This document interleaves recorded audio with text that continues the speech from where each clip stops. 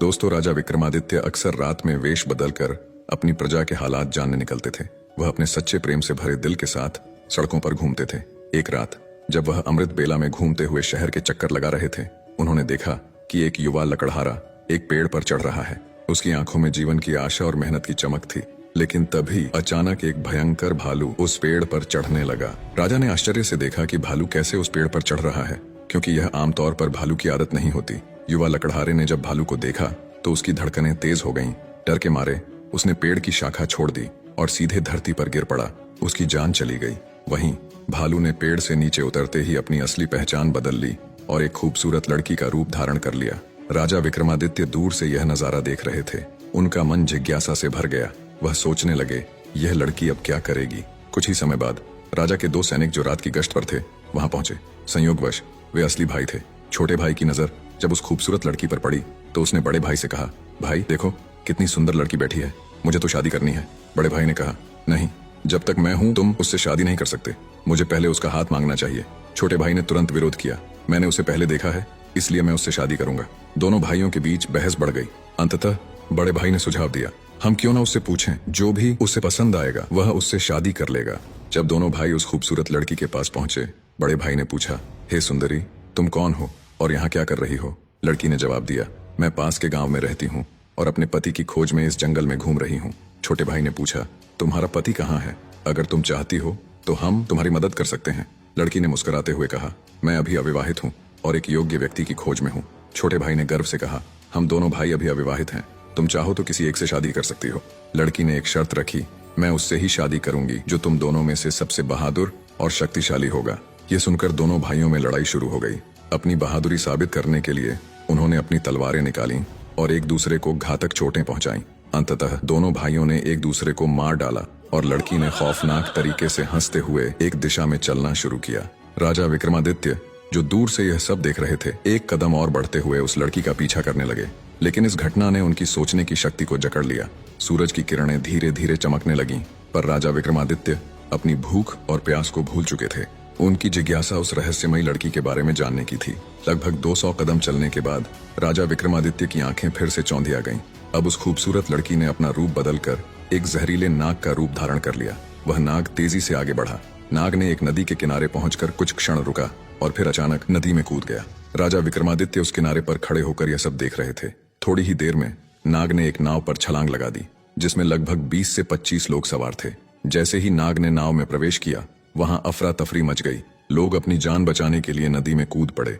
जो तैरना जानते थे वे तैरकर किनारे तक पहुंच गए और जो नहीं जानते थे वे डूब कर मर गए। कुछ समय बाद नाग फिर से नदी से बाहर आया और नदी के किनारे चलने लगा। विक्रमादित्य ने उस नाग का पीछा करना जारी रखा। कुछ दूर जाने के बाद राजा विक्रमादित्य ने फिर से देखा कि वह नाग एक वृद्ध ब्राह्मण के रूप में बदल गया है। राजा ने सोचा, अब यह सही समय है इस रहस्यमय प्राणी से जानकारी प्राप्त करने का। विक्रमादित्य तेज कदमों से उस ब्राह्मण के पास पहुंचे और हाथ जोड़कर नमस्कार किया।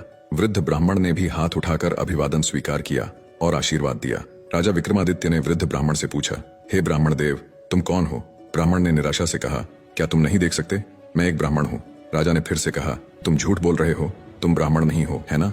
ब्राह्मण ने चिढ़ते हुए कहा, फिर तुम मुझे बताओ मैं कौन हूँ। राजा ने कहा, तुम वह नहीं हो जो तुम दिखते हो। ब्राह्मण ने उत्तर दिया, जो भी मैं हूँ तुम्हें उससे क्या मतलब, तुम अपने काम से काम रखो और अपनी राह देखो। राजा विक्रमादित्य ने दृढ़ता से कहा, मैं तुम्हें बिना सच जाने नहीं छोड़ सकता, तुम्हें सच बताना ही होगा। ब्राह्मण ने फिर कहा, मैंने तुमसे कहा ना कि मैं एक ब्राह्मण हूँ। राजा ने कहा, तुम मुझसे झूठ नहीं बोल सकते, मैंने तुम्हें तब से देखा है जब तुमने लकड़हारे को मार डाला था।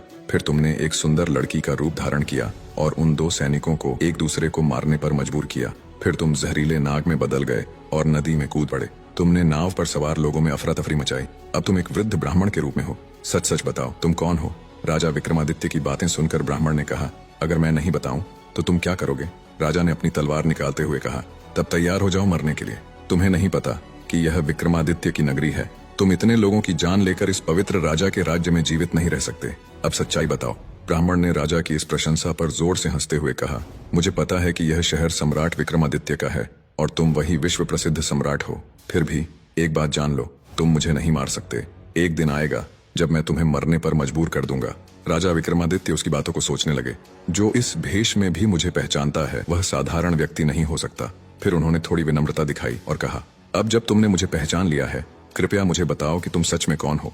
ब्राह्मण ने कहा, तुम एक राजा हो और राजहट पर अड़े हुए हो, इसलिए मुझे तुम्हें सारी बातें बतानी पड़ेगी, मगर तुम मेरी बातों में विश्वास नहीं करोगे, इसलिए सबसे पहले मुझे तुम्हें बताना होगा कि मैं कौन हूँ। तो हे राजा, ब्राह्मण ने कहना शुरू किया, अब ध्यान से सुनो कि मैं कौन हूँ और तुम्हारी राजधानी में क्यों आया हूँ।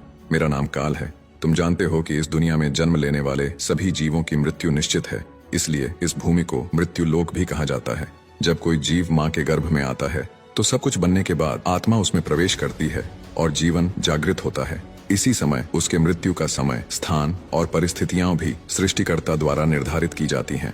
हे राजा, ब्राह्मण ने आगे कहा, तुम जानते हो कि चित्रगुप्त हर जीव की जीवन और मृत्यु का रिकॉर्ड रखते हैं। जब किसी जीव की मृत्यु का समय आता है तो वह धर्मराज को सूचित करते हैं। अब चूंकि सभी जीवों की मृत्यु और मुक्ति का विभाग भगवान शिव के पास है, इसलिए धर्मराज भगवान शिव से अनुमति मांगते हैं कि उस जीव को मृत्यु दी जाए। जब भगवान शिव अनुमति देते हैं तो धर्मराज मुझसे यानी काल से कहते हैं कि जाओ और उस व्यक्ति की जान ले लो, तब मैं इस मृत्यु लोक में आता हूँ। ब्राह्मण ने अपनी बातें जारी रखी, मुझे पता होता है कि कौन जीव कब, कहाँ और किन परिस्थितियों में मरेगा। मैं उस जीव को निश्चित स्थान पर निश्चित समय पर पहुंचाता हूँ जहाँ उसकी मृत्यु लिखी गई होती है। मैं वही परिस्थितियां और स्थिति बनाता हूँ। हे राजा, ब्राह्मण ने कहा, मैंने उस लकड़हारे को नहीं मारा। राजा विक्रमादित्य ने कहा, तुम फिर से झूठ बोल रहे हो। मैंने अपनी आंखों से देखा कि तुम उस लकड़हारे की मृत्यु का कारण बने। ब्राह्मण ने कहा, बिल्कुल, मैं कारण बनता हूँ, लेकिन भौतिक लोग सोचते हैं कि लकड़हारा पेड़ से गिरकर मर गया और फिर मुझे धर्मराज के आदेश का पालन करना होता है। उसकी मृत्यु पेड़ से गिरने के कारण लिखी गई थी, इसलिए मैंने एक रूप धारण किया और वही परिस्थितियां उत्पन्न की ताकि वह उस घटना का शिकार हो जाए। सोचो, ब्राह्मण ने समझाया, अगर मैं असली रिच होता तो क्या वह कभी पेड़ पर चढ़ पाता? वह कभी नहीं चढ़ सकता था, लेकिन मैं वहां था और मेरे लिए कुछ भी असंभव नहीं है। अगर हम उन सैनिक भाइयों की बात करें तो मैंने उन्हें भी नहीं मारा, क्योंकि उनकी मृत्यु एक दूसरे के हाथों लिखी गई थी। इसलिए मैंने उनके लिए एक सुंदर लड़की का रूप धारण किया। नाव में जो कुछ लोगों की मृत्यु डूबने के कारण हुई, उनकी मृत्यु भी इसी तरह लिखी गई थी। इसके लिए मुझे भयानक नाग का रूप धारण करना पड़ा और उस नाव में जाना पड़ा। ब्राह्मण ने राजा की ओर देखा और कहा, हे राजा, मुझे लगता है कि अब तुम समझ गए होगे कि मैं कौन हूँ और क्यों आया हूँ, और तुमने यह भी समझ लिया होगा कि समय, स्थान और परिस्थितियों का भौतिक जीवन में कितना महत्वपूर्ण रोल होता है। राजा विक्रमादित्य ने काल के रूप में उपस्थित बूढ़े ब्राह्मण की बातें ध्यान से सुनी और उनके चेहरे पर गंभीरता छा गई। काल ने कहा, हे राजा, अब मैं जा रहा हूँ। राजा विक्रमादित्य ने विनम्रता से कहा, हे कालदेव, आपने मुझे बहुत अच्छी जानकारी दी है, जिसके लिए मैं आपका धन्यवाद करता हूँ। कृपया जाने से पहले मेरा एक और सवाल का जवाब दें। काल ने कहा, पूछो, जो भी पूछना है जल्दी पूछो, क्योंकि मेरे पास यहाँ रहने का ज्यादा समय नहीं है। राजा ने पूछा, कृपया बताएं कब और कहाँ और कैसे मेरी मृत्यु होगी। कालदेव ने उत्तर दिया, हे राजेंद्र, मैं तुम्हें बता सकता हूँ कि तुम कहाँ और कैसे मरोगे, लेकिन कब मरोगे यह नहीं बता सकता। राजा विक्रमादित्य ने आश्चर्य से पूछा, हे कालदेव, मृत्यु का समय बताने में तुम्हारी क्या आपत्ति है? काल ने गंभीरता से कहा, हे राजा, अगर मैं तुम्हें समय पहले से बता दूं तो तुम इसी पल से चिंता करने लगोगे, और तुम जानते हो चिंता चिता के समान होती है। अभी तुम्हें अपने शासन में कई शुभ कार्य करने हैं और लोगों के कल्याण के लिए महान कार्य करने हैं। राजा विक्रमादित्य ने संतोष से कहा, ठीक है, अगर समय नहीं बता सकते तो कम से कम मुझे बताएं कि मैं कहाँ और कैसे मारा जाऊंगा। काल ने कहा, सुनो राजन, तुम्हारी मृत्यु तुम्हारे अपने महल में सीढ़ियों से फिसलकर होगी। यह सुनकर राजा विक्रमादित्य की आंखें चौड़ी हो गईं। काल ने अपनी बात कहकर तेजी से एक दिशा में चलना शुरू किया और कुछ दूरी पर वह अदृश्य हो गया। अब तक सूर्यदेव भी अस्त हो चुके थे और चारों ओर अंधेरा छा गया था। राजा विक्रमादित्य अब शारीरिक और मानसिक रूप से थक चुके थे। अपने मन में गहरी सोच के साथ उन्होंने तेज कदमों से अपने महल की ओर बढ़ना शुरू किया। दोस्तों, आज की कहानी ने हमें एक गहरे सत्य से अवगत कराया कि काल किसी का इंतजार नहीं करता। चाहे राजा विक्रमादित्य हो या हम, हर किसी के जीवन में समय और परिस्थितियों की महत्वपूर्ण भूमिका होती है। इसलिए जीवन को संजीवनी की तरह जिए और हर पल का